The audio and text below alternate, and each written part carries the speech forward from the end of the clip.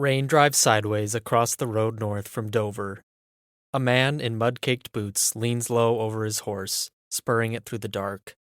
He has ridden most of the night, some 80 miles of it, ailing and saddle-sore, chasing a single question waiting in a shuttered Philadelphia meeting room.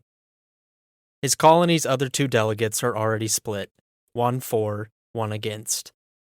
If he arrives after the vote is called, that voice divides and stays divided. Welcome to Same Day, Different Century. I'm Zach. Today is July 4th.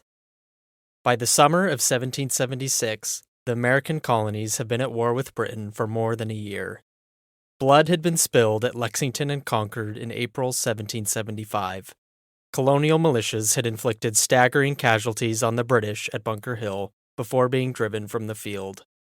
George Washington had taken command of an army outside Boston. Yet for all that fighting, most colonists still did not want to leave the empire. They wanted their grievances answered and their old rights restored. That changed over a hard winter. In January 1776, a recent immigrant named Thomas Paine published a pamphlet titled Common Sense that argued plainly for a clean break, and it sold, by Paine's own much-repeated estimate, 120,000 copies within 3 months, though modern scholars consider that figure inflated and put the likely ceiling closer to 75,000. The king, meanwhile, had rejected the colonists' last petition for peace, declared them in rebellion, and hired German soldiers to put them down. Reconciliation was closing as an option. Inside the Pennsylvania State House, the Second Continental Congress carried the decision. On June 7th, a Virginia delegate, Richard Henry Lee, moved that the colonies were, and of right ought to be, free and independent states. It was a motion for treason. Under British law, the men in that room were gambling their necks. Congress named a committee of 5 to draft a formal declaration should the vote go that way. A young Virginian, Thomas Jefferson, did most of the writing. And the timing could hardly have been worse. As the delegates argued, a British fleet was arriving off New York, what would become the largest expeditionary force the Crown had ever sent across the Atlantic. Independence, if declared, would be declared into the mouth of an invasion. Before the words could matter, though, the votes had to be counted. On July 1st, they did not yet add up. That day, Congress debated the question in full. John Adams of Massachusetts pressed hard for independence. John Dickinson of Pennsylvania pressed back, arguing the colonies were not ready, no foreign allies secured, no unity guaranteed, and an enemy army at the door. Dickinson was no coward. He would later take up arms himself. He simply believed the step premature. A first informal tally showed 9 colonies in favor. Legally, Congress could have proceeded, but politically a declaration supported by only part of the continent would have been dangerously weak. Independence declared by a divided continent would be an invitation to be picked apart. 2 colonies said no outright. South Carolina was opposed. Pennsylvania leaned against. Delaware's 2 present delegates were split. New York's men had no instructions from home and could not vote at all. So Delaware sent for its 3rd delegate. That was the rider in the storm, Caesar Rodney, sick with the illnesses that would eventually kill him, who covered the road from Dover through the night and reached Philadelphia on July 2nd, still in his spurs. His arrival broke Delaware's tie for independence. In Pennsylvania, Dickinson and another opponent stayed away from the chamber, letting their delegation swing yes. South Carolina, unwilling to stand alone, fell into line. On July 2nd, 1776, 12 colonies voted for independence. New York abstained. That was the vote that severed the tie to Britain. John Adams was sure that day would be marked for generations. Riding home the next morning, he predicted the 2nd of July would be celebrated down the years with parades, bells, and bonfires. He was 2 days off, because Congress was not finished. It still had Jefferson's draft to approve, and for 2 more days the delegates went through it line by line.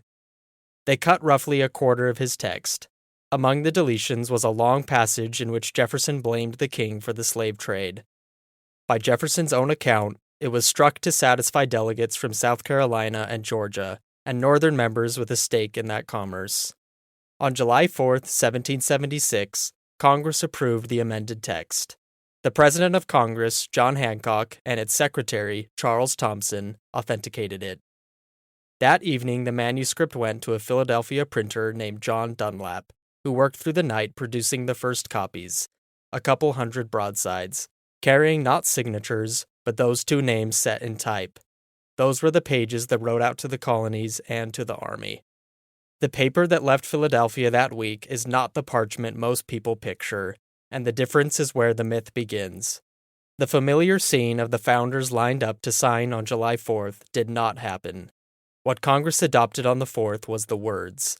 The ornate, handwritten copy on parchment, the one bearing 56 signatures, was ordered weeks later, once New York's assent on July 9th had made the vote unanimous. Most delegates put their names to that parchment beginning on August 2nd, 1776, and a few signed later still. July 4th marks the day the text was finished, not the day it was signed. The words moved fast regardless. On July 8th, the Declaration was read aloud in the State House yard in Philadelphia. On July 9th, Washington had it read to his troops in New York, within sight of that gathering fleet. A crowd of soldiers, sailors, and civilians pulled down a statue of King George III. Much of its lead was later carried to Connecticut and cast into musket balls. The break was now a matter of public record, with no petitioning back from it. The military verdict came quickly, and it went the other way. Within 2 months, the British drove Washington off Long Island, and over the following months pushed him out of New York entirely. Independence declared was not independence won. That would take another 7 years, and in the end, the French alliance Dickinson had said they lacked. What outlasted the war was the sentence near the top of Jefferson's draft that Congress left largely intact, that all men are created equal. Its authors lived inside a world of slavery and did not mean it as later Americans would come to read it. But the claim, once written down, could be held up against the country that made it. Abolitionists invoked it. So did the movements that followed. The Declaration became less a finished statement than a standard the nation kept being measured against. That is why a document adopted on July 4th, 1776, 2 days after the vote it commemorates, a month before it was signed, still reads less like a relic than a demand. That same day, different century. I'm Zach. We'll be back tomorrow with another date, another story. Thanks for listening.